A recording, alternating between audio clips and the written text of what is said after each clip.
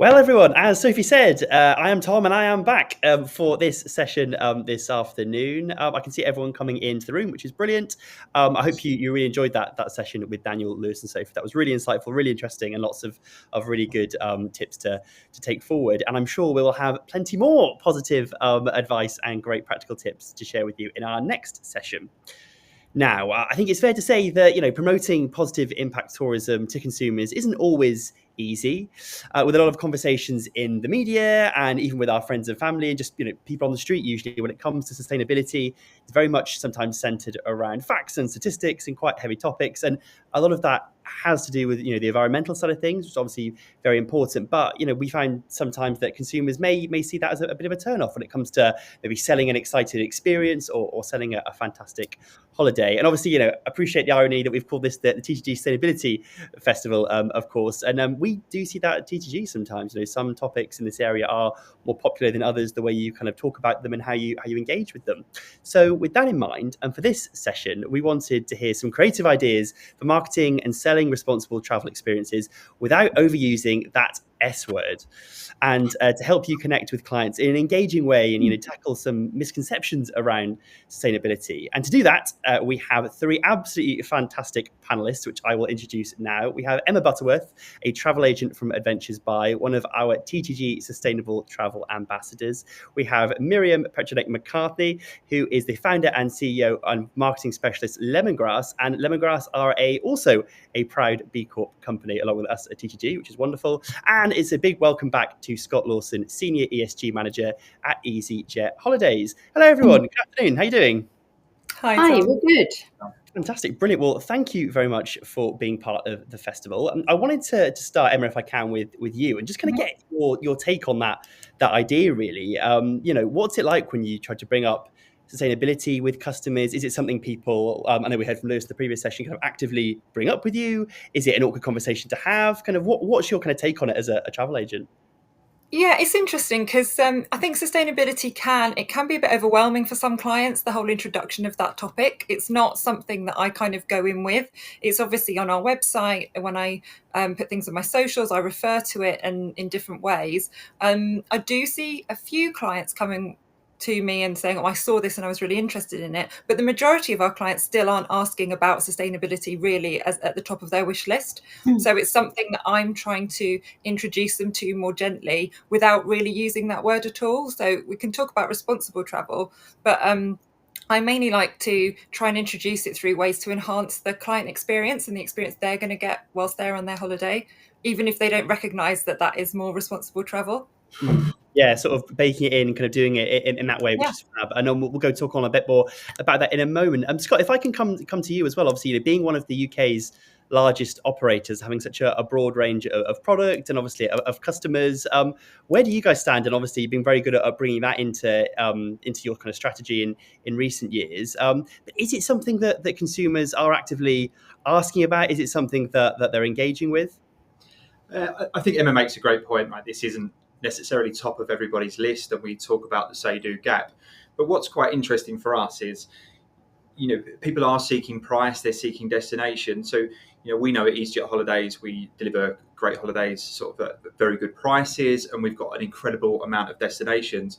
So we're starting to see actually we can tick those boxes, and you start to eradicate the say-do gap to a certain extent. And then at that point, we're really starting to see people engage with some of the more responsible products that we've got on offer. So we've introduced the certified sustainable filter, and we're starting to see some really good results with that. So, we're not kidding ourselves at all here, Tom. We know that there's some other things that take priority for customers, and rightly so. People work really hard to be able to go on their holidays. But, we are saying once you've ticked those boxes, here's the responsible option. Why not consider that as your choice? And I think for us, something like our certified sustainable range makes that really easy for customers to do. Yeah, and that's really interesting. Have you seen a big uptick in people, using the certified sustainable searches and ranges? And can you measure that year on year or kind of month by month? And yeah, so we're early days into measuring it, Tom. But what we can see is once a customer is getting to the stage where they're selecting the filter, they're actually more likely to go through and make a purchase. So we're still trying to understand what that means, but ultimately, we can see once people engage with the filter, it does mean that they go on to make a sustainable option. And I think it's the same for all of us in general life, isn't it? If we've got two products that are very equally matched and one helps us to do something more responsible, then 9 times out of 10 we're going to make that choice. Yeah, and that's a really nice point that Miriam, when you and I were chatting about this last week, you said, in general, people are nice people, aren't they? And they kind of want to make a positive impact with their purchases and with their choices. Yeah, that must be really, really heartening to hear what Scott was saying. And also, kind of, where do you stand on obviously advising brands and different companies on both kind of their public-facing image and their strategy when it comes to sustainability? Kind of, have you seen a change in mindset in that area in recent times? Yeah, I mean, it's really interesting that Scott just mentioned the say-do gap. So that gap of people saying, I want to make responsible choices, and then they do something else. We see that less as a say-do gap, more as an accessibility gap. So what I mean by that is that people want to make the right choice, but very often at the moment, that right choice is more difficult for consumers to make because it tends to be perhaps, more expensive or more complicated. So really what we advise our brands is if you make the sustainable or the responsible choice, the easy one, and the one that is perhaps on a price point on par, then they will take that choice. So I think it's incumbent upon us to kind of do the hard work in the background as brands, and that's what we advise our clients, and then make it super easy for the end consumer. And coming back to the point that Emma said earlier on around how do you market sustainability, some people find it really interesting when you talk about CO2 emissions and the circular economy, and other people go, oh God, no, just I'm not interested in that. But there are lots of studies which show that actually fundamentally people agree on kind of what a good life is. We want health, we want some leisure time, we want clean rivers, we want clean air to breathe, clean water to drink. And so if you sell it in a fun and sort of added benefit way, rather than making people feel bad or guilty, that's definitely not the right way to do it. So if you sell it as well, look, if you book with us, you have an amazing holiday. And by the way, you also saved the turtles in the reef or whatever it might be. That's the, what we think is the best way to go about it. Absolutely. And Emma, you mentioned it when we started, the way that you're having those conversations. You're not kind of overtly, bashing people over the head with it. Do you have any examples of where it's worked really well, potentially? Where a client maybe thought they wanted something, but actually you kind of talked about the benefits of another option potentially, and that really kind of paid dividends for them and yourself. Yeah. Well, Miriam makes a good point as well about when we're thinking of offering that alternative without the boundaries that people might have a misconception that there are. So, if you've got a hotel, that doesn't have any certified credentials, or maybe isn't really operating in a sustainable way yet, versus another choice which you can clearly demonstrate, they have a zero-use plastics policy, or maybe they've got a great certification, or they're, improving some of the coastal health of the area, something like that. You're talking to them about it and saying, they're the same thing, but you get that feel-good feeling of being there and making that more responsible choice. There's very few clients that are going to choose the less responsible option. And I try and encourage it through hotel choice, and also through experiences that they can have whilst they're there on their holidays. And Scott, obviously, of course, at EasyJet Holidays, you do a lot with the local community as well, and really kind of giving back as well as just the places that you operate. Do you feel like there's a bit of a misconception sometimes with consumers? They maybe feel they just see the environmental side of sustainability, especially in the travel industry where you're flying on a plane to get somewhere. Obviously EasyJet having an airline, of course, as well. And, there's also the community, the local impact is a really important part of the puzzle, isn't it, here? Yeah, and you're exactly right, Tom. I was at an event yesterday and somebody asked me, so your job's beyond environmental? Of course, because we were talking about all the great things we do from a social perspective. And something else we've started doing in the last half year is asking our customers what's important to them when it comes to sustainability. So it's part of our post-holiday survey, and we ask them, do they think sustainability is important? And if they do, we'll go on to ask them some additional questions. And one of those is, what are the most important things for you? And we give a selected list and we randomize it to make sure there's no, bias. And we're really seeing that the social measures are the ones that customers are really interested, that people are being looked after in destinations, they're getting a fair wage, there's various different processes in place to support communities. Because it is the people and places that make holidays so special, isn't it? So, people have a great holiday because that person has looked after them. So we're really seeing a strong trend to customers caring about the social element.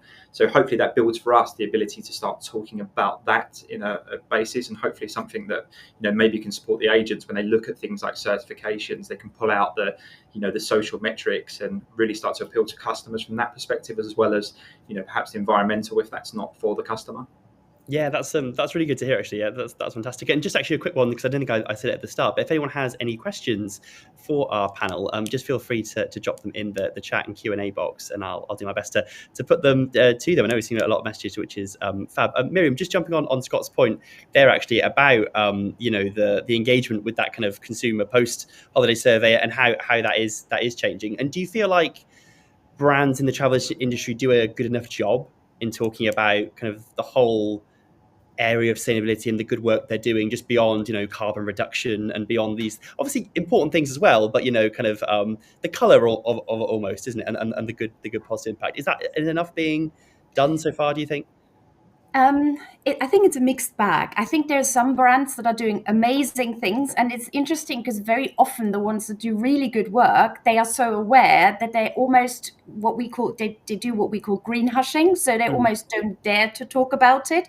Whereas then there are other brands that are talking a lot about eco-friendly trips without backing it up. And of course, next year we'll see some big new legislation coming in from the EU, which we think it just affects the EU, but it doesn't. It affects all of us, which is the Green Claims Directive, where any sustainability claim has to be backed up. And I actually think that's a good thing, because you can't just say, oh, this is an eco-friendly trip, just because you feel it's an eco-friendly trip without being able to back it up. So I would say there's on the one hand fear of getting it wrong amongst the brands that are doing a really good job. And then there's often on the other side people who almost green wish. They don't green wash, but they kind of hope that it's sustainable. And because the marketeers want it to be sustainable, they then call it sustainable, but it really isn't. So I would say it's a game of two halves. And my advice, I suppose, would be, first of all, for the brands to understand their customer, to do the market research, like Scott was saying. It's really interesting for me to hear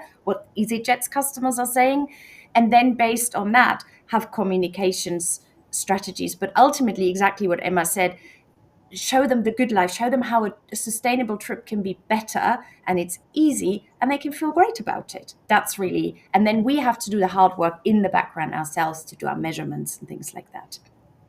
That's a really good point, actually, about I think we heard it in the previous panel about progress is better than perfection. Obviously perfection doesn't exist, let's be honest, but Emma, I think what Miriam was saying there about how some people are afraid of getting it wrong, and kind of where did you kind of start with this and those early kind of conversations of learning and finding out more, and have you spoken to fellow agents perhaps who aren't maybe sure where to start, or kind of are a little bit nervous about how they can go about having these conversations? And I guess what would your kind of advice be for them, really? Yeah, it is. As an agent, you're the same as the big brands. We don't want to get it wrong. We don't want to recommend something, an experience or a holiday or a location that doesn't match up to what it's saying it's going to be. So we do have to look a bit deeper as well. And in some ways, we're beginning to be helped a lot more by people like EasyJet and other tour operators that are offering that badge of sustainability, that we can think, okay, well, they've managed to certify that. So that's, as a starting point for agents who really aren't sure about offering more sustainable choices, look out for those badges when you're searching for those things for your clients, because they can just give you a little bit more insight. And then look into that hotel in more detail, because quite often if they're looking at getting certified in different ways for the efforts that they're making, they'll be shouting about that on their individual websites and in their sustainability policies. So it is sometimes up to us to look a little bit deeper.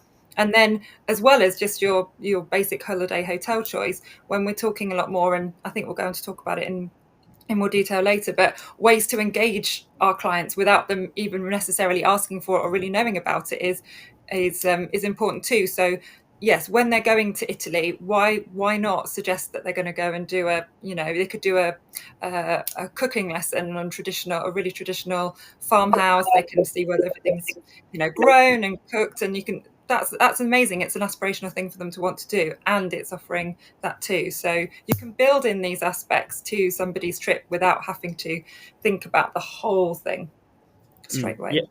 Yeah, no, absolutely. I think, and that's actually a good point. Let's get into some sort of practical tips. Scott, if that's okay, if we come to you, kind of how you've done that at EasyJet Holidays. Like I said, obviously, such a big company with many different customers and people wanting different things from you. But kind of how have you made your sustainable work, more overt and really kind of engage people and make people excited without bashing them over the head with it, I guess, or being too preachy? Because can that be seen by a brand to be quite a difficult balance between not wanting to be a do-gooder, inverted commas, as some people might perceive it, but also as Miriam said, not being afraid to be sort of proud of what you've done and shout about it. Yeah, I think so. And I think some of the things that Miriam spoke about, Tom, greenwashing, green hushing, I think we obviously give a lot of that some serious thought, and we also think about whether we're being preachy.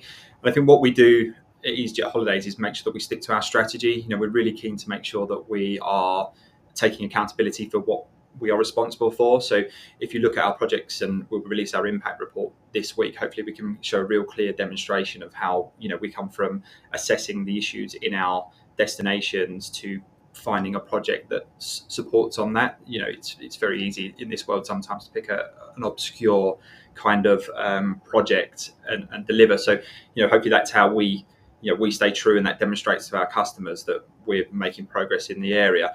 I'm sure probably Miriam and Emma are probably better in tune to talk about some of the real sort of tips in selling to customers. So just wanted to offer a slightly different perspective if I can, Tom, and that's for some of the naysayers. And I've spoken about our certified sustainable range at length. And another thing that we're seeing is that hotels perform really well in this range. Now, we can't yet say there's a direct correlation between certification and performance, but what we can say is probably that a hotel that is seeking certification is doing a great job in many areas of their business. So, lots of different customers have lots of different levels of desire to travel sustainably, but I think the agents have really got the power to notice if they offer these choices, even if it's not for somebody's taste. They're not seeking sustainability, they can still give them a great experience, and then they can perhaps feed that in next time they see the customer. So it doesn't necessarily have to be directly sold to start making a positive impact. Yeah, and I think you're right. The positive impact is sometimes underappreciated in something like that, just because the whole piece of the pie there. That's wonderful. Thank you, Scott. Yeah, and if anyone doesn't have any comments or any questions they'd like to make, just let us know. That's fab. But yeah, Miriam, in terms of how your advice would be for kind of, I guess, creative ways for a travel agent to market this to their customers, what would you advise? And is there certain words they can use? Is it certain is it videos? Is it social? Is it different ways to talk about it? Kind of how do you kind of bring it to life, I guess, without kind of really make it jump off the page? Yeah, I think the most important thing is to be an ally to your customer and to just talk to them and listen to what they have to say, and then you will hear from them what perhaps matters to them, and then you can adapt your message accordingly. And it's often and actually that will then help build that trust. And once you've got that trust, that's what we often talk about, that elusive word of loyalty. And to me, loyalty schemes that are based on points are actually a nonsense, because they are transactional. They're based on money. That's not loyalty. That's not trust. Whereas something like this, where you become a really trusted advisor, and then they might listen to you and say, oh, actually, and then you can nudge them. You can say, oh, look, I've got this trip, which you wanted, but there's also another one, and I really like this trip because of XYZ. So we do something sort of similar with journalists in a slightly different way, where we say, for example, look, if you want to go and just visit this hotel, you'll have those many CO2 emissions, but if you combine two hotels, actually you can kill two birds with a stone, and you could get two stories out of it, and at the same time you're saving carbon, for example. So I think the most important thing is listen to your customer, and don't be afraid to, in a nice way, push back, because ultimately, why are they coming to you as an agent? They're coming for that advice. And very often it's just not knowing. They are not aware that maybe feeding an elephant in a sanctuary in Thailand bananas is not a good thing, because it's not a natural thing for an elephant to have that, close contact with people. So it's often just they don't know. And if they know, they're really grateful and they trust you even more, that you don't just say what they want. Yeah, and that trusted source in today's world, it would kind of today's terrifying having that, being that trusted outlet, I think is so important. And I think, Miriam, like you're saying there about there's a real chance to create almost a community here, isn't there, and have that recognition from your customers as that really trusted source of information. Yeah. Yeah. Fantastic. And Emma, how do you view that? Because I imagine for your customers, you very much are that kind of one-stop sustainability responsible travel shop that you can really give that information. And have you found that that's benefited? You get one different business and get different clients and keep that loyalty that Miriam was talking about. I think it definitely helps, because one way I find with kind of engaging people is through experience, whether it's your own experiences you've had. People love to hear about that. They want to hear about what you did when you went somewhere and what did you love about it, or what did your, another one of your clients maybe went to the same destination, and I can say to them, well, the one thing that I know that they loved about this trip was the day they spent with a local guide. They went to some more off the beaten track places. They, spent a day having lunch, maybe in a homestay or in part of the local community. And it's things like that. It's those insights that they can't get somewhere else, and that you are kind of engaging them in it again without necessarily really realizing. Yeah. And so I think that's super important. Yeah. And like Miriam said again, is understanding what kind of client are they, what is really important to them, and how can you tailor what you're offering to speak to that part of them. If they're after some, a very luxury stay, well, actually an eco lodge can be super boutique, super luxury, super special. There's hardly any rooms. You can really sell it as something not everyone's going to have. But you also might have a budget conscious traveler, and actually a homestay included in their itinerary could really save them a bit of money as well. So there's lots of different ways, I think, that we can introduce our clients to more responsible travel. And it's about making what it gives them at the moment. I think, what are they seeing that's going to enhance their experience? Yeah, and I think it was the point made earlier that inherently people do want to make a positive impact and do good, don't they? Depending on if they want a luxury eco lodge in the rainforest as opposed to a homestay with a local farmer or something. But I've got a question here. Scott, perhaps we'll come to you on this one. It's from Tony, and they say, do you think there will ever come a time where we only see green certified sustainable hotels being sold by major operators? It may be an incentive to those who are not doing this at the moment to create a minimum standard and kind of raise overall industry standards. What do you think about that? Do you feel like the industry is moving fast enough on that level of certification to kind of create a really kind of raised up standard to move forward with? I think we can take some inspiration from other products. Tom, in the market. You've got your Rainforest Alliance coffee, chocolate. So I imagine these have all been through similar journeys, and you'll be hard pressed to find a jar of coffee or a chocolate bar that doesn't have that kind of certification. So at EasyJet Holidays, we talk to all of our hotels. We underline that we want to see all of our hotels moving towards certification. I think there's some things that will come in and help us. I think things like the Green Claims Directive, and there'll be a move for increased reporting in Europe, which is helped by certification. So I can see a move towards it. I think to get there at the moment, we still need to do more to help smaller properties. I think there's still some that would fall into the gaps of certification, and we need to help on that. But, I do have ambitions and hope that one day we don't talk about certified sustainable range, because they've all got the credentials they need. Yeah, absolutely, and kind of those outliers to begin with being of that quality then become the norm going forward. That's fabulous. I had a comment from Maggie who said that they love the suggestion of a homestay because obviously that also helps the local community. And we had a question from Alison. He says, "What are the panel's thoughts on tourism leakage?" I imagine that's around preventing that and advising customers to work to kind of go for different things to prevent that. Miriam, would you like to sort of take that? Maybe we'll come to Emma afterwards. How do you think about that? Yeah, so I do think economic leakage is a real problem, in particular in luxury tourism. I think the average stat is leakage is 55%. For luxury tourism, it's even higher. And as soon as you go to island destinations, I want to say it's something like 80%, which means only about 20% actually remains in the destination. So yeah, there is a brilliant report that's come out by the Travel Foundation called Equitable Destinations. It's free to download, so that's really worth reading. To give a bit of an insight into what you could choose, that would be one tip. The other one, is I would say avoid multinationals where possible. Go with smaller, locally owned properties wherever you can. And then there is also a brilliant tool that I came across recently, which might be quite helpful for travel agents. It's an AI tool, and it's called equatorai.com, where you can put in any tour and it will work out the economic leakage and generally how sustainable it is. And I think it's something like $100 a year to subscribe. So it's not huge, and you can just put all the trips in. And I was surprised to see, for example, some of the very practical tips. For example, book day dives rather than night dives, because at night dives you touch the reef a lot more often. So it's 7 times more damaging. I had no idea, but it sort of has these little explainers, and you can put any tour from any tour operator you're thinking of booking with in, or any hotel, and it'll feed that back to you. So I think that's a really helpful little tool.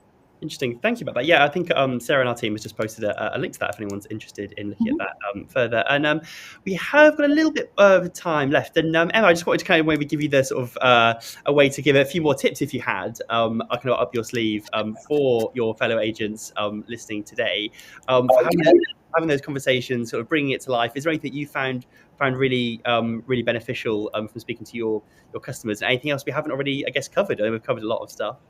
We have got a lot of stuff. I'd say if you're an agent who's interested in sustainability and you're wanting to engage your customers in it, maybe before they come to you for their personal travel, social media is an amazing way to do it. And short reels, short clips, videos of people having these amazing experiences, especially if we're talking more about a social impact or even wildlife tourism.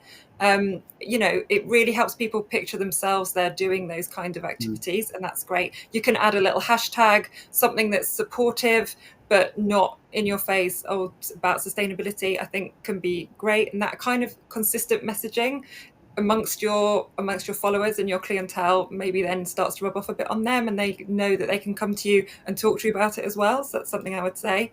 We talked earlier about maybe some of the misconceptions or some of the barriers to clients, thinking more about sustainable travel, and it's our job to make it easy. So if they think, it's just too much research, I've got to go and look at exactly, all about the hotel, all about things I want to do, all about what do they do with their waste, things like that. That's what we're here for. That's part of the service you get when you're using it. So, use it to sell yourself. We're going to try and make it much easier for you. So that's something else, I guess. And it really is for me, as we've said before, about linking those experiences in their minds as to how they can do that. And also, we've got on our website, for example, we've got we give out some tips on, take a reusable water bottle with you, just little things, pack a bit lighter, things that everybody can do no matter what kind of holiday they're going on. Which can be good. Oh, fantastic. Thank you. That was so useful. Some really, really good tips, which I'm sure everyone watching will find really useful. And also, Miriam, as well, I know you've created a brilliant list as well of some kind of 4 whys of sustainability and some top tips that we've also posted in the chat there as well, so people can read those and can get a better sense of that. So thank you very much for everyone. Tony, you're welcome. Thank you for your lovely comment there. Appreciate that. I think everyone's had a great session.